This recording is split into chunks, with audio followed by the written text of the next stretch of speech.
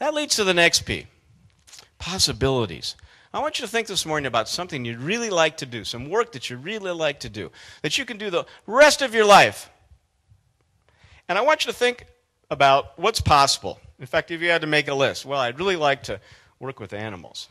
The following is possible for me to work with animals. You'll see what happens in your mind. Now, most of us, we do the opposite. We ask what? We ask what's impossible. And if you ask what's impossible, you'll get an equal list. The mind, isn't very selective. You can't tell the difference between what's imagined and what's real when you think about the future. So better to focus on what's possible. I'll show you how the mind works. We have what's called a brain synapse. What we focus on is what we get. Right now, I'd like you to not think of a green door.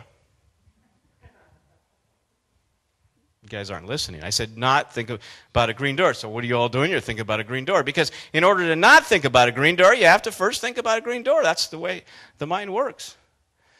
What we focus on is what we get. And what we focus on is what we always get. So if you focus on what you don't want, you'll get more of that. Oh, I don't want another lousy job like I just had. And you end up in the same lousy job next. Because you were good at it even though you were no longer interested. So what's possible for you? I want you to think about that this morning. What's possible for you in your vocational life? Because you think of one thing and you'll think of another thing, and then you'll think of another thing.